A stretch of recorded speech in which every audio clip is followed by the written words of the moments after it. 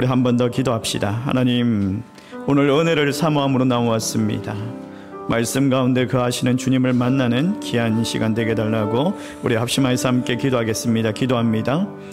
살아계시고 역사하시는 주님 아버지, 은혜를 허락하여 주셔서 하나님 아버지, 우리의 입술로 하나님 앞에 구하고 기도하고 나아가오니 말씀 가운데 거하시는 주님께서 오늘도 이 자리 가운데 하나님 말씀하시고 주님의 성령으로 아버지 함께 하셔서 주님의 그 위대하심, 주님의 아버지 강하심을 아버지 우리가 알게 하시고 주님 아버지 역사하여 주시옵소서. 도와주시옵소서.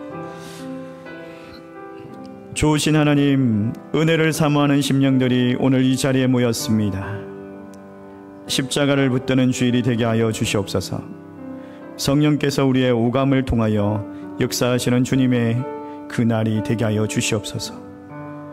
회복이 필요한 영혼들을 일깨워 주시고 식어진 가슴에 다시 한 번 더 불을 붙여주시고 오늘도 선포되어지는 말씀과 기도와 찬양으로 역사하시는 주님을 기대합니다.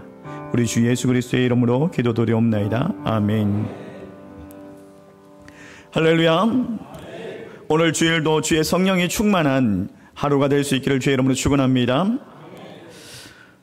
오늘 설교가 굉장히 어렵습니다. 굉장히 어렵습니다. 이게 여러분들이 이제 반응을 잘 해주셔야지 설교가 재밌고, 반응을 못 해주시면 제가 엄청 힘들어질 수 있습니다. 일부 예배 때는 제가 설교하면서 너무 힘들었거든요. 하나님께서 전기를 확 꺼버리더라고요. 너무 힘드니까 제 마음을 아셨는지 마이크가 탁 꺼지고 자막도 다 나가고 막. 오늘 2부 때도 여러분들이 반응을 잘 안 해주시고 설교가 힘들다 이러면 아마 하나님께서 전기를 확 날려버릴 수도 있어요. 여러분이 시편은요 굉장히 어렵죠. 이게 이제 시편은 여러분 시편을 잘 읽어보시면 이건 이제 개인보다 공동체의 예배다라는 것을 알 수 있습니다. 시편을 제대로 읽다 보면 우리가 유튜브 보면서 예배 드릴 것이 아니라 교회 공동체에 반드시 모여서 예배를 드려야 하는구나라는 것을 알게 될 거예요. 여러분 시편을 보기 전에 다윗의 도피 경로를 한번 보고 싶은데요. 한번 보겠습니다. 다윗의 도피 경로가 이제 기브아에서 시작을 합니다. 기브아에서 노브로 도망을 가죠.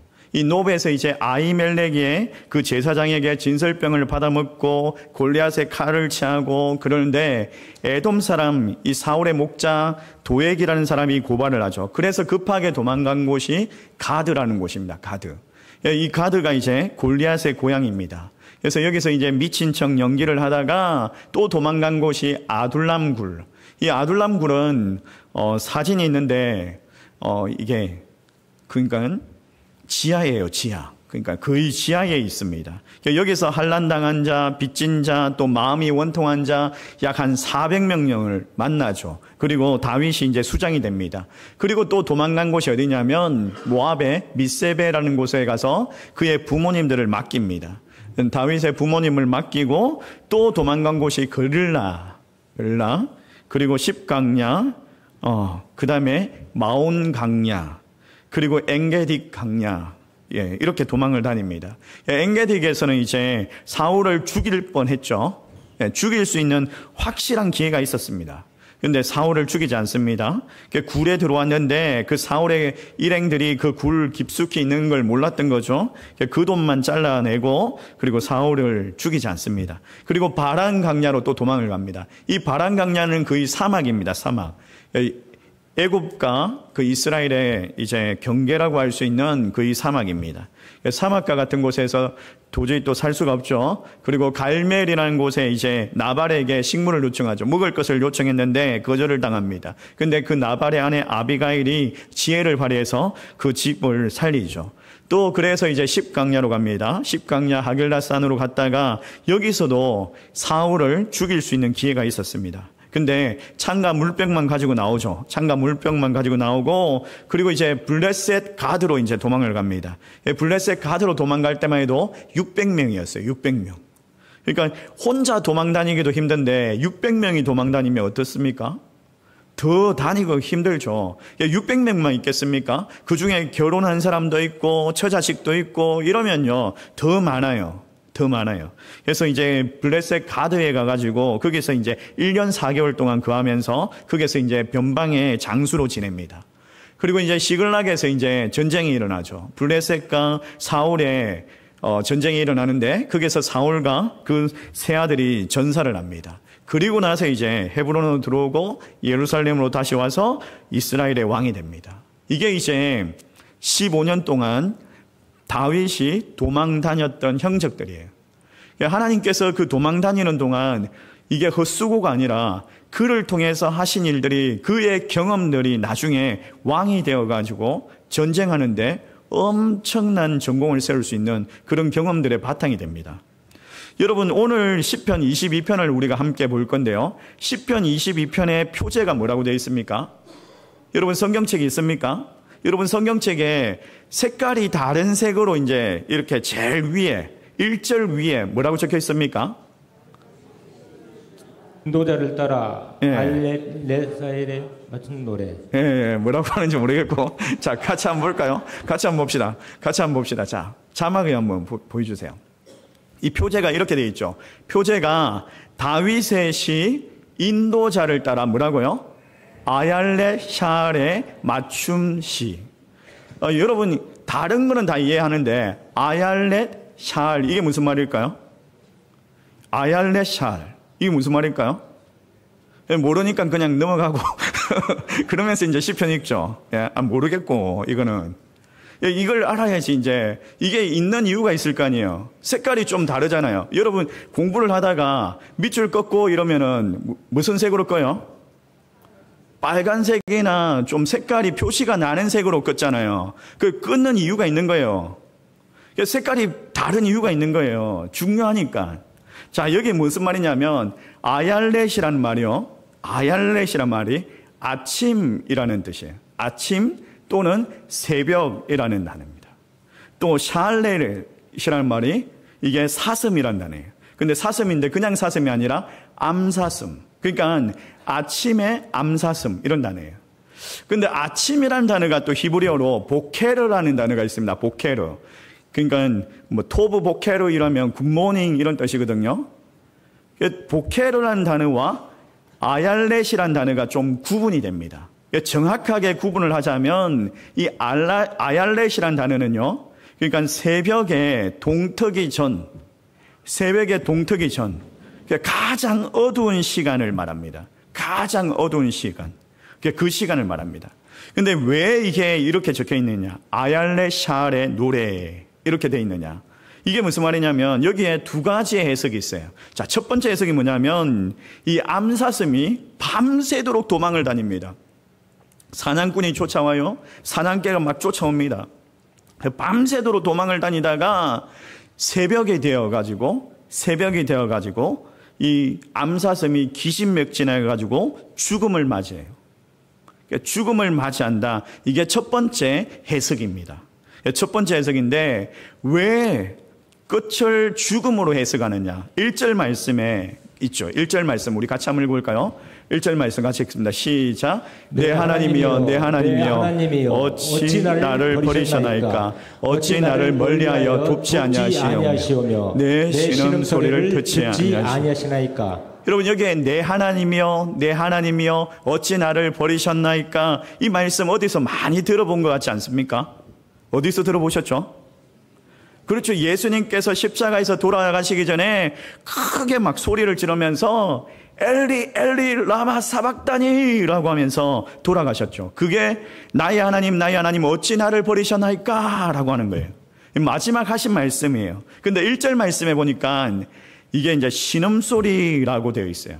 근데 신음소리라는 히브리어가 뭐냐면요. 그 시아버지가 며느리를 부를 때 뭐라고 불러요? 예? 그냥 아가라고 해요?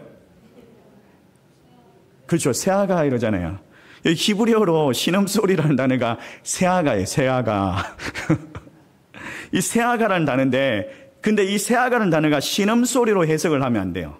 그건 뭐냐면 맹수가 부러짖는 소리, 울부짖는 소리 이런 단어예요. 그러니까 여러분 동물원 가보시면 사자가 맨날 자고 있죠. 사자 맨날 자고 있어요. 가보면 동물원에 가면. 근데 사자가 한번 일어나가지고 와 하면 어떻게 됩니까? 들어오는 입구에서부터 막 들려요. 그 사자 소리가. 엄청나게 소리가 큽니다. 사자가 우는 소리가 엄청나게 큰데 이게 신음소리라고 돼 있으면 여러분 한번 생각해 보세요. 나의 하나님 어찌하여 나를 버리시나이까? 이렇게 했을까요? 그게 아닌 거죠. 예수님께서 부르짖은 것처럼 엘리 엘리 라마 사박다니 라고 하면서 절규하면서 부르짖었던 그런 소리라는 거예요. 그러면서 이제 예수님께서 돌아가셨잖아요. 그래서 이제 1번 해석이 뭐냐면 암사슴이 도망다니다가 기진맥진해가지고 새벽에 죽음을 맞이한다 라고 보는 해석. 또 두 번째 해석이 뭐냐면 역시 마찬가지입니다. 암사슴이 밤새도록 사냥꾼과 사냥개에 쫓겨다닙니다. 근데 어둠이 쫙 깔리면요, 산에서 밤에 산에 한번 올라가 보세요. 불빛이 하나도 없는 그 산에 가면 어떻습니까? 뭐 앞이 안 보여요. 길이 안 보여요. 길이 어딘지 모르겠어요. 그 길을 잃어버리죠, 잘못하다가. 여러분, 그냥 빛이 없는 산에 가면요 하나도 안 보입니다. 어디로 도망가야 될지 모릅니다. 숲에서 조금만 바스락거려도 이게 사냥꾼 소리인지 사냥개 소리인지 이게 알 수가 없어요. 얼마나 힘들겠습니까? 기진맥진하죠. 힘이 없습니다. 빠졌습니다. 뭐 기진맥진해가지고 이제 포기하고 이제 죽을까 이런 마음이 드는데 새벽 한 줄기의 빛이 쫙 내려와요. 한 줄기의 빛이 쫙 내려와요. 체념하고 포기하려고 하는 그 절망 중에 그 빛으로 인해 가지고 소망을 발견한다. 이게 두 번째 해석이에요. 자, 여러분 1번, 2번 해석 중에 어떤 게 좋습니까? 1번 그냥 십자가에서 죽는 것처럼 죽는다. 2번 한 줄기의 빛이 쫙 내려와 가지고 소망을 발견한다. 그러니까 대부분 사람들이 소망을 발견하는 2번으로 해석을 합니다. 그래서 이 다윗의 시편이 보면 마지막에 보면 하나님을 찾는 구절이 있어요. 하나님을 어디에서 찾느냐? 여러분들이 하나님을 어디에서 찾느냐? 이걸 한번 발견할 수 있는 은혜가 있을 수 있기를 주의 이름으로 축원합니다. 자, 다윗이 사울의 군대를 피해가지고 15년 동안 도망을 다녔습니다. 다윗이 그렇게 이야기를 하죠. 얼마나 힘들었겠습니까? 하나님 앞에 얼마나 기도를 많이 했겠습니까? 근데 응답하지 않습니다. 여러분, 사울의 군대 때문에 힘든 게 아니에요. 사울의 군대 쫓아오니까 도망가야 되죠. 힘들 수 있습니다. 육신의 힘듦은 있습니다. 근데 가장 힘든 게 뭐예요? 하나님 앞에 기도하는데 하나님 침묵하시는 거예요. 하나님 응답하지 않는 거예요.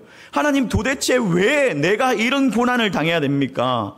왜 이런 질병을 당해야 됩니까? 하나님 언제까지 참아야 됩니까? 왜 이렇게 고난당하고 도망 다녀야 됩니까? 너무 힘든 거죠. 사울을 죽일 수 있는 기회가 2번이나 있었습니다. 2번이나 있었어요. 완벽한 기회예요. 누가 죽이고 가도 몰라요, 이거는. 여러분, 이런 기회가 주어지면 이렇게 생각하지 않겠어요? 원수는 외나무 다리에서 만난다. 맞죠? 잘 됐다, 이거. 하나님께서 주신 기회다. 이러면서 원수 이 사울을 죽이고 왕이 되어야 되겠다 이러면서 죽이지 않겠습니까? 2번이나 그런 기회가 있었습니다. 그런데도 불구하고 하나님이 기름 부으신 사람, 하나님을 늘 인정하죠.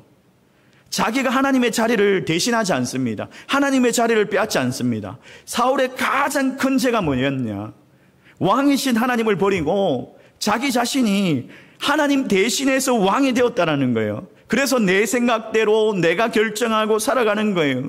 그러면서 다윗을 쫓아다니고 왕이 되려고 하는 그 다윗을 쫓아다니면서 그의 시간을 다 허비해버렸죠. 여러분, 우리가 읽지 않은 이제 12절 말씀이 있는데요.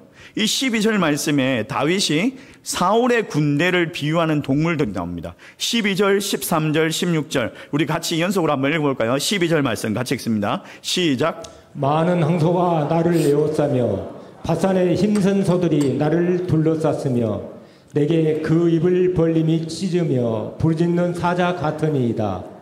개들이 나를 에워쌌으며 악한 무리가 나를 둘러 내 수족을 찔렀나이다. 여러분 12절에 동물이 뭐예요? 소. 그 다음에 13절에 뭐예요? 사자. 그 다음에 16절에 개. 이 소, 사자, 개 1대1로 싸워가지고 맞짱 떠가지고 이길 수 있다. 이길 수 있을까요? 뭐 푸덜 샀고 이런 거 말고 그런 건 개도 포함이 안 되죠. 개도 싸움 진짜 잘하죠. 사울의 군대를 비유하는데요. 군대를 비유하는데 이 사울의 군대가 어떤 사람들이 모였느냐면 사무엘상 14장 52절 말씀해 보니까 사울이 힘센 사람들이나 용감한 사람들을 보면 그들을 불러 모았다라고 해요. 그러니까 소위 말해서 이 이스라엘 동네에서는 그냥 싸움 일장하는 사람들 다 불러 모은 거예요. 막 불강동의 휘발유 형님, 압구정동의 쓰레빠, 마석의 막 오한마 이런 동네에서 주먹 좀 쓰고 그냥 그런 이름 있는 사람들 다 불러 모은 거예요. 야야야 와라 오늘 월급 줄게 일당 준다 이러면서 다 불러 모아가지고 그게 3,000명이에요. 그 3,000명이 뭐 하느냐? 다윗 잡으러 다니는 거예요. 다윗 잡으러 다니는 거예요. 그러니까 사울의 군대를 비유하는데 힘센 소, 사자, 개 이러면서 그렇게 비유를 하고 있죠. 다윗이 얼마나 무서웠겠습니까? 그런 반면에요. 이 다윗은 다윗과 함께한 사람들은 어떤 사람이냐? 자, 사무엘상 22장 2절 말씀에 이렇게 되어 있어요. 환난 당한 자, 빚진 자, 마음이 원통한 자. 늘 그냥 조금만 있으면 삐지고 그냥 막 어리락강 부리고 막 이 신앙생활 하다가 교회 안 온다 하고 목사님 때문에 뭐 실족했다 하고 빚진 자, 환난 당한 자, 마음이 원통한 자 이런 사람들만 모여가지고 늘 힘들게 하는 거예요. 늘 힘들게 하는 거예요. 다윗 주변에 그런 사람이 400명 또 600명 이렇게 늘어나죠. 혼자 도망 다니기도 힘든데 400명, 600명 이렇게 늘어나요. 얼마나 힘들었겠습니까? 여러분 이런 힘든 와중에 이 다윗이 하나님 앞에 기본으로 돌아갑니다. 하나님 앞에 정말 기도의 자리로 돌아가죠. 하나님 나를 버리셨습니까? 하나님 왜 나를 외면하십니까? 여러분 이 절망 가운데 있을 때 여러분의 진정한 신앙이 나타나는 거예요. 여러분 그냥 안락하고 그냥 평안할 때는 여러분 신앙이 있는지 믿음이 있는지 잘 몰라요. 모르지만 절망 가운데 있을 때에 여러분의 신앙의 그 진가가 나타납니다. 근데 신앙의 진가가 나타나는데 자 20절 말씀에 보십시오. 20절 말씀에 뭐라고 하는지 개의 세력에서 구하소서. 21절에 뭐라고요? 나를 사자의 입에서 구하소서. 21절에 또 들소의 뿔에서 구원하소서. 이렇게 하죠. 구원하소서, 구하소서, 구원하소서 이렇게 3번이나 이야기를 해요. 자, 그러면서 뭐예요? 여러분 한번 보셨죠? 앞에 사울의 군대를 비유할 때 뭐가 나왔죠? 처음에 소, 그 다음에 사자, 그 다음에 개 이렇게 나왔어요. 그런데 여기 구원하소서, 구원하소서, 구원하소서 하면서 뭐라고요? 개, 사자, 소 이렇게 나와요. 왜 이렇게 했을까요? 히브리어의 문학적인 구법을 사용하고 있는 거죠. 대구법이라고 해가지고. 여러분 구원하소서, 구하소서, 구원하소서 그렇게 부르짖는데도 불구하고 하나님께서 응답하지 않습니다. 하나님께서 대답하지 않아요. 여러분 하나님께서 실수하셨나요? 하나님께서 사무엘을 통해 가지고 다윗을 택하셨잖아요. 이스라엘의 그 베들레헴에 가서 이새의 아들 중에 한 사람을 택하여서 기름을 부어서 그 다음에 이제 이스라엘의 다음 왕으로 삼을 것이다 라고 하나님께서 명령하셨어요. 하나님께서 택하셨는데 하나님께서 실수하셨나요? 야 사무엘아 베들레헴이 아닌데 아이고 잘못 말했다 내가 옆 동네로 가야 되는데 아이고 잘못 말했네 아이고 큰일 났다 아이고 다윗이 아니고 다우 그 옆에 그 다우한테 기름을 부어야 되는데 아이고 다윗에게 기름을 부어 아이고 어떡하냐 아이고 하나님 실수하셨을까요? 예? 왜 응답하지 않으시죠? 하나님 명령 따라가지고 하나님 앞에서 정말 그 사무엘, 위대한 하나님의 종 사무엘에 기름 부었다면 하나님께서 늘 함께 하셔야 되고 하나님께서 지켜 보호해 주셔야 되고 다윗이 정말 승승장구해야 되는데 왜 다윗이 하는 행사마다 다 안 되고 사울에게 쫓겨다니기만 하고 하나님이 원하시는 나라, 하나님이 원하시는 왕으로 세워지지 못하는 걸까요? 왜 응답하지 않습니까? 왜 계속 도망다녀야 됩니까? 언제까지 이렇게 도망다녀야 됩니까? 하나님 실수하셨기 때문에 하나님께서 나를 버리셨습니까? 여러분 인생 가운데 그런 경험들이 있지 않습니까? 기도해도 응답이 없는 것 같아요. 기도해도 응답이 없는 것 같아요.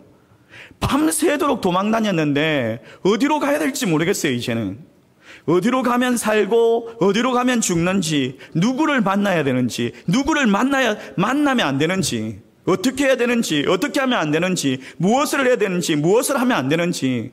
시편은요, 우리의 인생에서 누구를 만나고 누구를 만나야 되지만 만나면 안 되는지, 또 어디로 가고 어디로 가면 안 되는지, 무엇을 해야 되는지, 이런 문제들을 이야기하고 있습니다. 그러면서 하나님께서 너희들을 외면하지 않는다, 외면하지 않는다, 이 말씀을 하고 있습니다.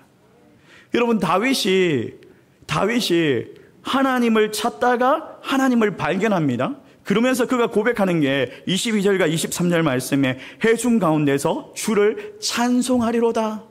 23절 말씀에 여호와를 두려워하는 너희여 그를 찬송할지어다.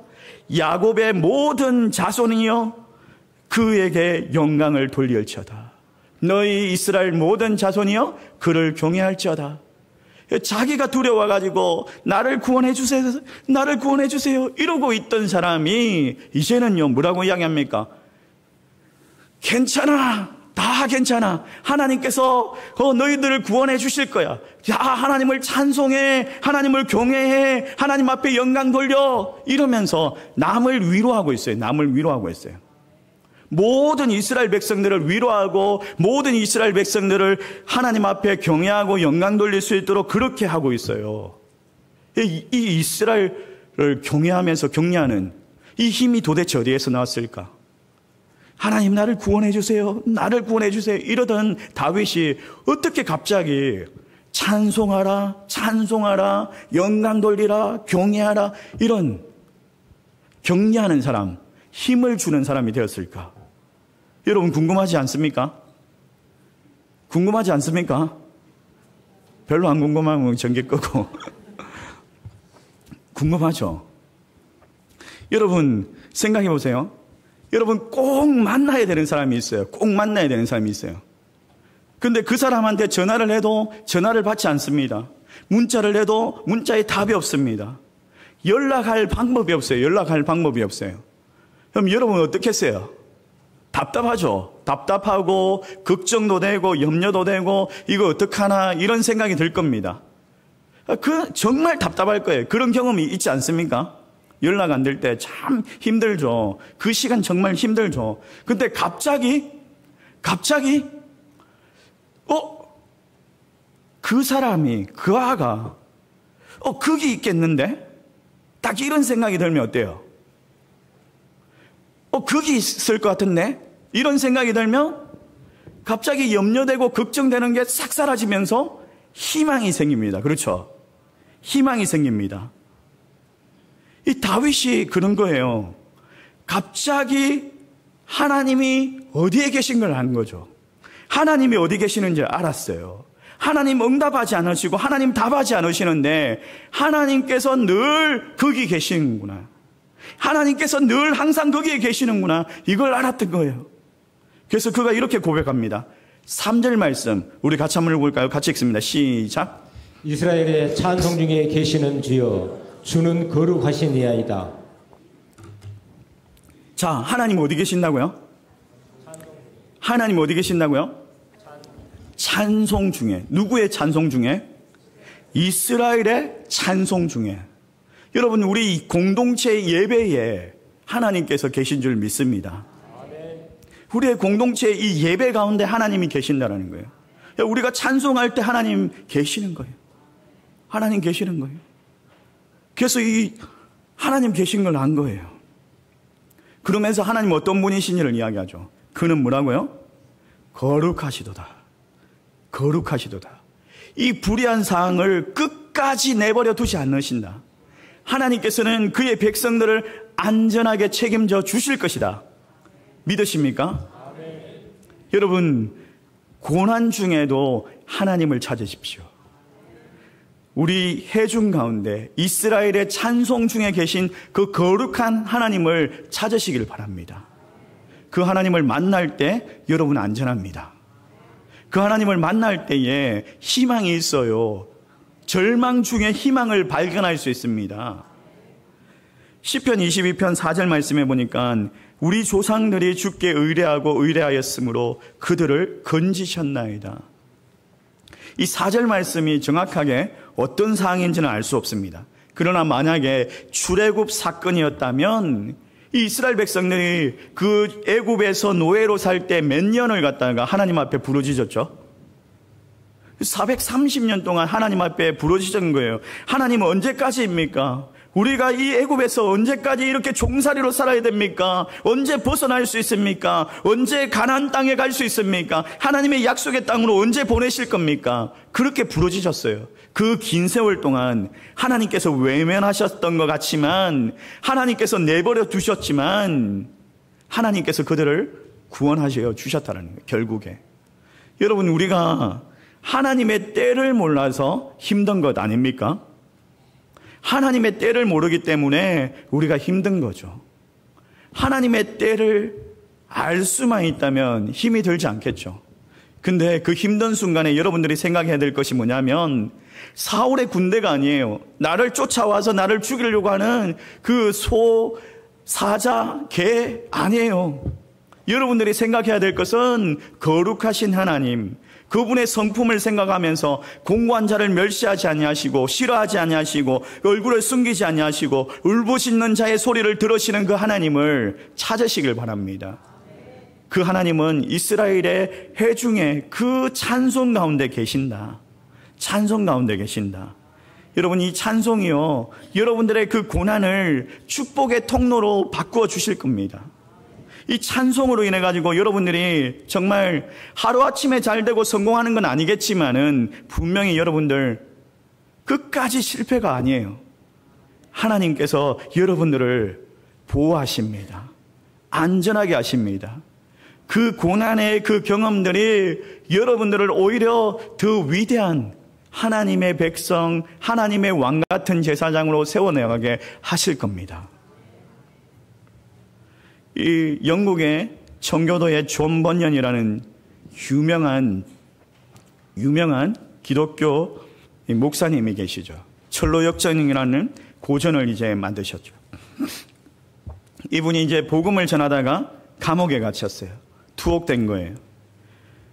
이분이 정말 이렇게 활동적인 사람인데, 그 작은 감옥에서 갇혀가지고 지붕도 없는 그런 감옥에서 냄새나고 그런 감옥에서 도저히 참을 수가 없는 거예요. 도저히 참을 수가 없는 거예요. 날마다 그냥 그 창살을 부여잡고 기도합니다. 오 주님, 제발 자유를 주시옵소서. 주님의 일을 할 수 있게 자유롭게 하여 주시옵소서. 이렇게 갇혀있는 시간이 너무나 아깝습니다. 낭비입니다. 도저히 견딜 수가 없습니다. 그렇게 창살을 부여잡고 기도를 하는데, 눈물을 흘리는데 하늘에서 음성이 들립니다. 번연아, 내 은혜가 내게 족하다. 내 은혜가 내게 족하다. 내 은혜가 내게 족하다. 이 세 번이나 하나님의 음성을, 같은 음성을 듣고 나서요, 그때 하나님의 음성인 줄 알고 무릎을 꿇고 감사했습니다. 하나님, 비록 감옥에 있을지라도 주께서 내게 족하다라고 그 은혜를 주시네요. 그리고 그 좁은 감옥에서요, 그냥 그의 삶을 비관하고 그의 삶을 그냥 이거 어떡합니까? 걱정하고 염려하고 그런 시간이 아니라 그는요, 하나님 앞에 더 깊이 묵상하는 시간을 갖습니다. 하나님을 더 깊이 묵상하는 시간을 갖습니다. 그래서 탄생한 작품이 철로 역정이라는 책이죠. 여러분, 우리의 신앙의 문제는 환경이 아닙니다. 환경의 문제가 아니에요. 관계의 문제입니다. 하나님과의 관계의 문제. 그리고 은혜의 문제입니다. 여러분, 은혜의 자리로, 정말 하나님과의 그 관계의 자리로 돌아가셔야 합니다. 하나님의 관계의 자리로 돌아가셔야 합니다. 그 찬송 중에 거하시는 주님을 찬양하셔야 됩니다. 그럴 때에 여러분의 환경이 변화됩니다. 여러분에게 그 만족스러운 환경으로 축복의 통로로 변화될 줄 믿습니다. 여러분, 찬송 중에 계신 주님을 날마다 찬송하며 주님을 만나는 저와 여러분 되시기를 주의 이름으로 축원합니다. 오늘 말씀